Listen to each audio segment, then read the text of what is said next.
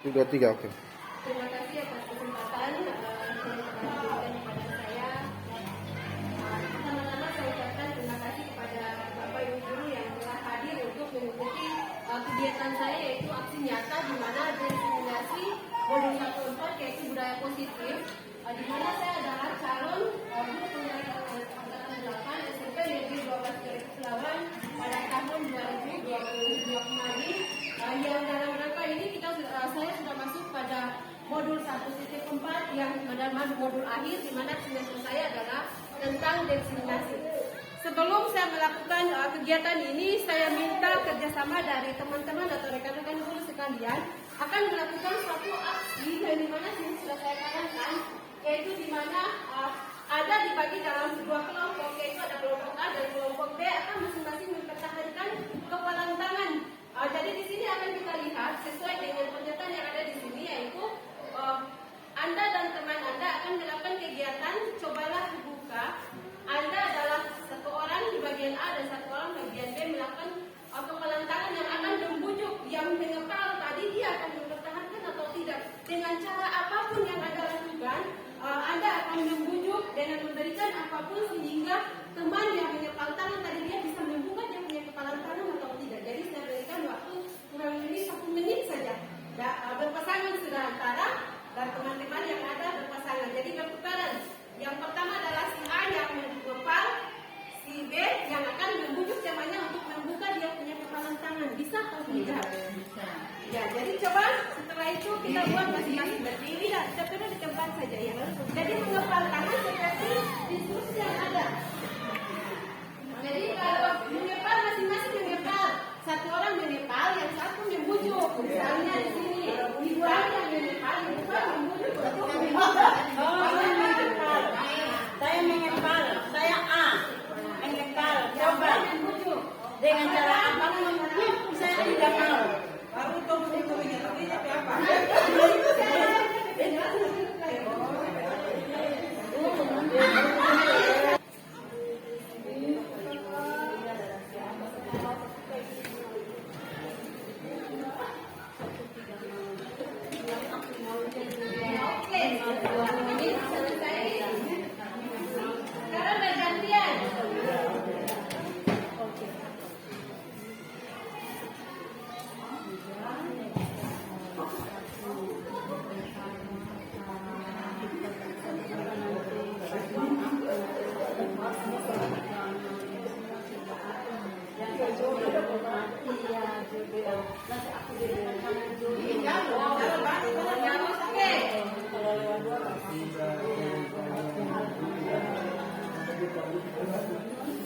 Ya, kalau sudah melakukan aksi tadi atau demonstrasi sederhana tadi, sekarang ada pertanyaan yang perlu dijawab. Apakah Anda yang ada di B atau yang di A membuka kepalan tangannya? Alasannya apa? Kalau saya dulu ya di rumah atas kemauan saya sudah dijanji beli dulu ya. Ya, untuk mendapatkan sesuatu yang ada di dalam kepalan tangan teman tadi. Ada yang lain tadi? Ya. Kalau menurut yang teman yang lain tadi? Kalau yang ini karena diberikan imbalan jadi mau membuka. Oh iya. Baik, semua jawaban akan kita lihat setelah tayangan berikut atau pada materi yang berikut di sini.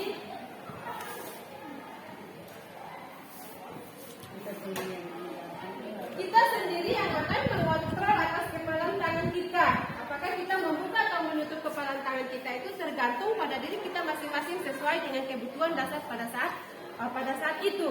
Jadi mempertahankan juga merupakan suatu kata tadi dia menyatakan bahwa masing-masing kebutuhan masing-masing. Jadi si A tadi dia mempertahankan tidak mau buka tidak jadi masalah. Yang si B juga dibuka juga tidak ada masalah. Masing-masing mempertahankan kembali pada diri masing-masing. Sehingga di sini kita akan lihat pada budaya positif,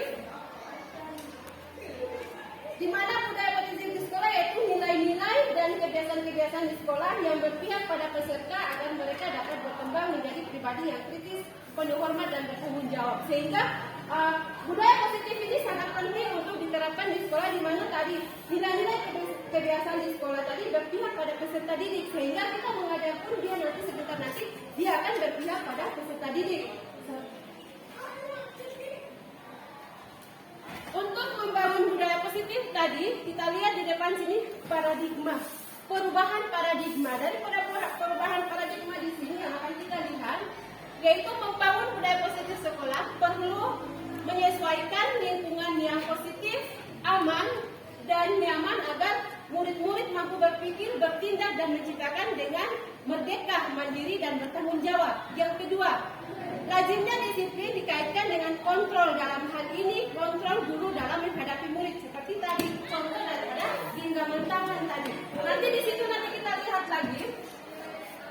Dari kontrol daripada guru ini tadi, seperti kita punya siswa yang bermasalah, pemalas masuk di kelas dan sebagainya, kita tidak langsung tekan bahwa si A itu dia begini, tapi harus melalui kontrol-kontrol positif, budaya positif tadi, yaitu pada sekolah yang aman, kemudian yang nyaman agar murid mampu berpikir, bertindak dengan kritis sesuai dengan kodrat zaman dan kodrat alam daripada peserta didik atau murid itu sendiri. Di mana menurut Ki Hajar Dewantara tadi, menuntun adalah segala perkara yang ada pada anak agar mereka dapat menciptakan keselamatan dan kebahagiaan yang setinggi-tingginya, baik sebagai manusia maupun sebagai anggota masyarakat. Oleh sebab itu, peserta didik dapat menuntut tumbuh atau hidup kekuatan kodrat yang ada pada anak agar memperbaiki lakunya, bukan dasarnya. Hidup dan tumbuh kekuatan berdasarkan pada kodrat anak.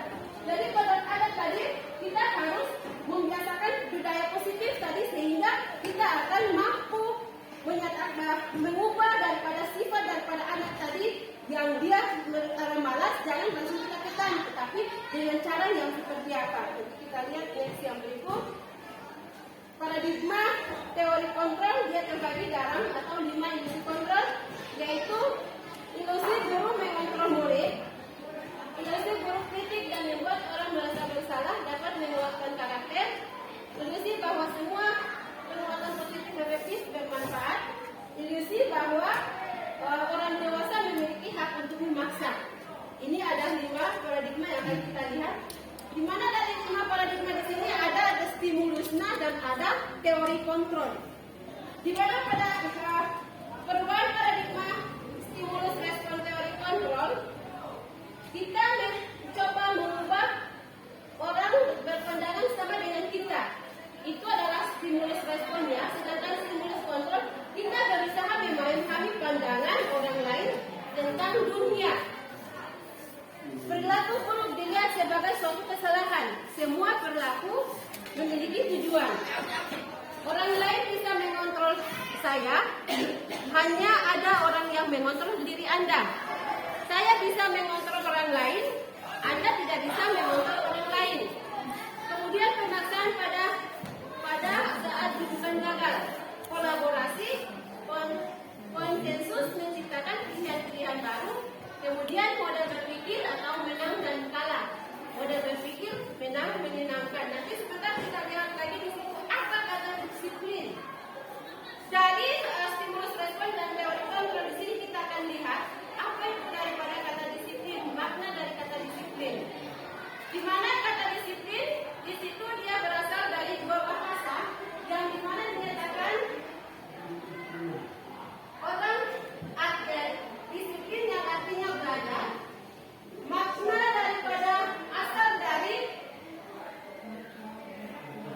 kata berkonotasi dengan disiplin dari murid-murid berdasarkan ilmuwan Socrates dan Plato.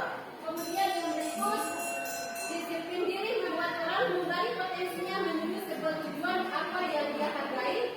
Namun dalam budaya kita, makna kata disiplin telah berubah menjadi sesuatu yang dilakukan seseorang pada orang lain untuk mendapatkan kepatuhan. Kecenderungan umum dalam menghubungkan kata disiplin dengan kenyamanan, bukan dengan apa yang kita hargai atau kita mencapai suatu tujuan mulia. Ini adalah makna daripada kata disiplin menurut ilmuwan Plato dan disiplin adalah kemampuan memerintah diri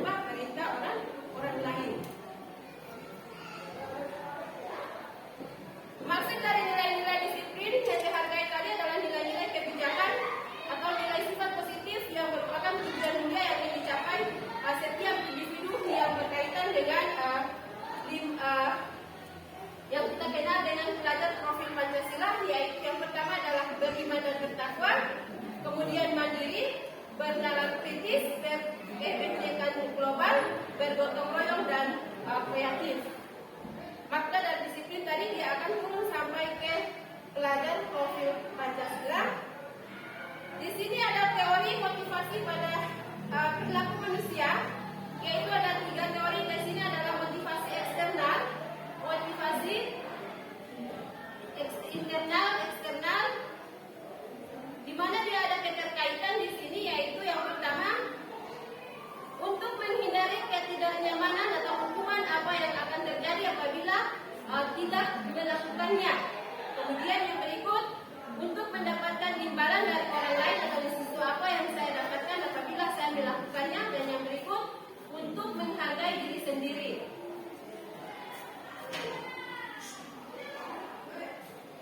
Kebutuhan dasar manusia di sini yang dia sangat ditekankan dengan kebudayaan tadi, di mana kebutuhan dasar daripada manusia adalah yang pertama di sini adalah cinta kasih atau diterima, penguasaan, kemudian kesenangan dan kebebasan.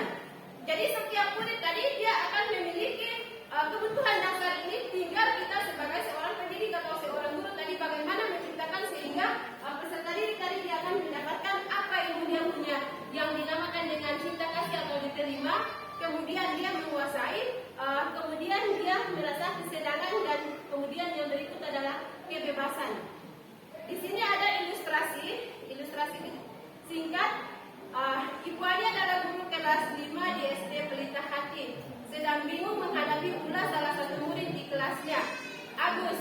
Beberapa anak telah datang dan mengeluh Agus yang seringkali meminta bekal makan siang mereka dengan paksa. Jika Anda menghadapi situasi seperti ini, seperti Ibu Ani, apa yang akan Anda lakukan? Menurut Anda, kira-kira apa alasan Agus melakukan itu? Dari konteks di atas, disiplin positif Ibu Ani sebaiknya satu, mencari tahu alasan Agus melakukan tindakan tersebut agar mengetahui kebutuhan mana yang sedang berusaha dipenuhi Agus dari 5 dasar kebutuhan hidup tadi. Yaitu yang pertama, apabila jawaban Agus karena ia lapar dan orang tuanya tidak membawakan bekal makan siang, kebutuhannya adalah bertahan hidup. Kemudian yang berikut, apabila jawaban Agus tadi karena ia senang temannya jadi memperhatikan dia, kebutuhan di sini adalah cinta kasih, cinta dan kasih sayang yang dia butuhkan. Apabila jawaban Agus dia merasa hebat karena temannya jadi takut dan menuruti keinginannya, berarti kebutuhan di sini adalah penguasaan, pengakuan atau kemampuan penguasaan. Dia berkuasa. Apabila jawaban Agus karena dia merasa bosan dengan bekal yang dibawakan karena selalu membawa bekal yang sama, berarti di sini kebutuhannya adalah kebebasan. Dan yang terakhir, bila jawaban Agus karena saya iseng untuk menikmati ekspresi wajah daripada teman-teman yang merasa kesal, berarti di sini merupakan kebutuhan kesenangan. Jadi dari kebutuhan tadi yaitu ada yang kita lihat di situ tadi, ada beberapa jenis kebutuhan tadi dia terpenuhi. Jadi jangan kita langsung menekan bahwa si Agus itu dia salah, tetapi harus melalui beberapa tahap tadi sehingga kita akan tahu bahwa kebebasan hidup. Nah, di sini yang kita sering lakukan ada 5 posisi kontrol daripada guru, yaitu yang pertama sebagai penghukum, yang berikut membuat merasa bersalah, teman, memantau atau menegur. Seperti yang kemarin di segitiga restitusi saya yang saya lakukan adalah membahas tentang siswa yang bermasalah, yaitu yang terlambat datang ke sekolah, kemudian siswa yang menyontek. Dia akan masuk di sini, yaitu dia masuk dalam ranah yang mana dari 5 posisi kontrol guru ini, dia masuk dalam ada penghukum akan membuat bersalah, teman, memantau atau menegur. Dari 5 posisi kontrol itu akan kita lihat di sini, posisi penghukum, kemudian membuat merasa bersalah sebagai teman, guru tadi dia sebagai teman, guru tadi sebagai pemantau, kemudian guru tadi dia sebagai manajer. Manajer berarti kepemimpinannya yang berpimpin di sini. Jadi di sini ada pada penghukum, misalnya menghardik atau menunjuk-nunjuk atau menyakiti, menyindir, itu berarti dia masuk dalam menghukum. Kemudian yang berikut misalnya di situ dia menyatakan bahwa membuat merasa bersalah, berceramah mengatakan seharusnya dan ibu kecewa, berarti itu adalah kata-kata yang akan dia masuk dalam itu membuat merasa bersalah. Sebagai teman berarti membuatkan alasan-alasan untuk muridnya. Kemudian sebagai pemantau menghitung dan mengukur dan pemateri mengajukan pertanyaan-pertanyaan. Jadi contohnya di sini kemarin seperti yang saya buat untuk segitiga restitusi saya, yaitu saya akan memanggil siswa yang melakukan kesalahan tadi di kelas. Kita akan mengambil, kemudian kita akan memberikan umpan balik. Ada perkataan-perkataan atau ada dialog yang tadi kita akan mencari solusi daripada siswa tadi. Mengapa sehingga dia sering datang terlambat di sekolah? Tanya lagi ke dia, mengapa Anda lakukan itu, pasti ada alasannya. Alasannya seperti apa, kita kejar lagi di sini sampai mencari solusi yang akan kita dapat. Seperti pada kasus kita yang kita alami di kita punya sekolah ini sendiri, seperti anak-anak yang bolos pada jam mengajar, mereka sering di luar. Jangan kita ambil secara kekerasan, tapi kita ambil dulu secara budaya positif, yaitu di mana yang pertama, di mana budaya positif itu dia akan kita lihat di sini. Ini adalah pertanyaan-pertanyaan pemantik yang akan kita lihat. Ibu merasa kecewa dengan kamu. Siapa yang mengatakan di situ, penguat atau merasa bersalah? Kamu tidak pernah benar melakukannya. Berarti di situ dia masuk dalam penghukum. Ayolah lakukan demi ibu atau bapak. Berarti kita lakukan ajak dia sebagai teman. Kemudian apa yang kamu mau dapatkan stiker bintang hari ini? Berarti dia sebagai pemantau. Kemudian bagaimana kamu bisa menyelesaikan masalah ini? Berarti tadi sebagai manajer. Kemudian apa yang kamu selalu yang paling terakhir? Berarti di sini ada penghukum. Dari pernyataan-pernyataan ini kita akan kenal, yaitu ada pada diri siswa tadi atau pada murid tadi budaya positif, di mana budaya positif itu harus dia terlahir dari keyakinan pengaturan kelas.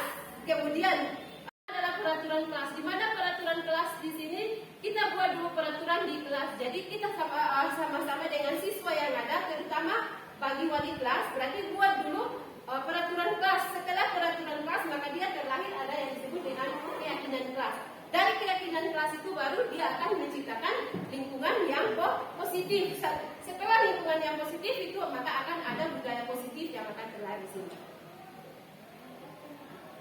Keyakinan kelas adalah nilai-nilai kebajikan atau prinsip-prinsip universal yang disepakati bersama secara universal dari latar belakang suku, negara, bangsa maupun agama. Menurut ilmuwan dosen pada tahun 1998, suatu keyakinan adalah lebih mengerti seorang dari dalam atau intrinsik. Seorang akan lebih semangat untuk menjalankan keyakinan daripada hanya sekedar mengikuti serangkaian peraturan. Jadi tadi dia harus ada kaitan dari peraturan kelas, kemudian keyakinan, lingkungan, kebudayaan, budaya. Pembentukan keyakinan kelas. Keyakinan kelas bersifat abstrak daripada peraturan yang lebih rinci dan konkret.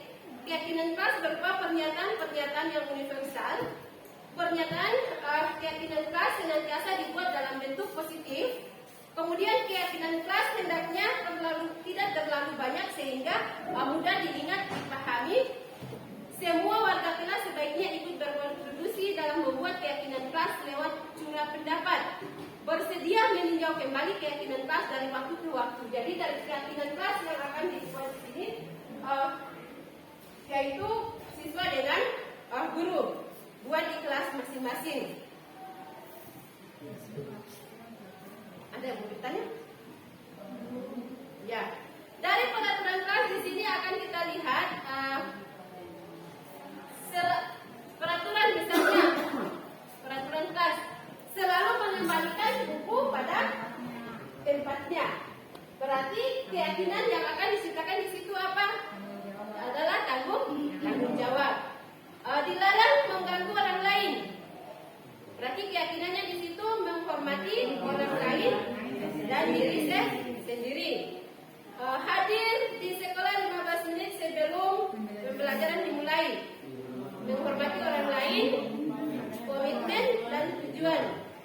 komitmen. Dilarang melakukan kekerasan, keselamatan bagi orang lain.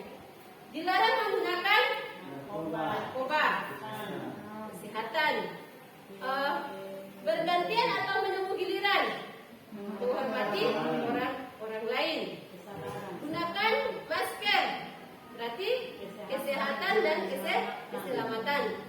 Jangan berlari di dalam kelas atau koridor, menjaga keselamatan. Jadi masih banyak yang lain, ini sekedar contoh. Yang berikut di sini adalah cara membuat kesepakatan kelas tadi. Harus melalui tadi yaitu ada komitmen, kemudian ada tanggung jawab, ada saling menghormati, kemudian jujur dan kembali. Itu dari beberapa kata dasar tadi dia akan menghasilkan seperti itu. Contoh keyakinan, jadi keyakinan kelas. Mulai dari sekarang kita akan buat untuk mengubah paradigma atau kita menciptakan budaya positif yang akan ada di SMP 12 Tidore Kepulauan, maka kita harus melakukan perubahan dengan yang pertama tadi adalah melakukan keyakinan kelas, peraturan kelas, kemudian keyakinan kelas, sehingga dia akan terciptanya budaya positif. Di mana keyakinan kelas disusun bersama antara guru dengan murid. Lebih banyak murid sendiri yang menentukan. Ini adalah contoh kesepakatan kelas yang kemarin saya buat di kelas 7, yaitu yang pertama ini untuk kesepakatan kelas yang saya buat sederhana untuk mata pelajaran IPA maupun prakarya.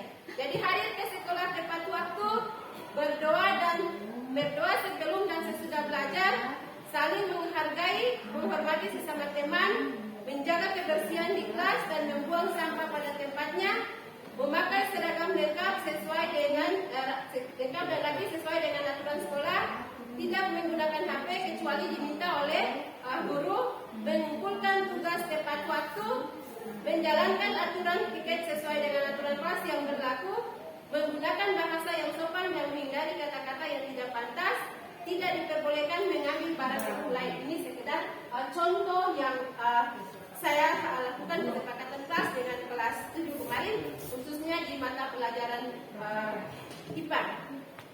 Mungkin itu saja yang disampaikan. Lebih dan kurangnya saya mohon maaf. Wabillahi taufiq wal hidayah. Wassalamualaikum warahmatullahi wabarakatuh. Dan terima kasih saya ucapkan kepada teman-teman yang telah meluangkan waktu untuk hadir dalam diseminasi.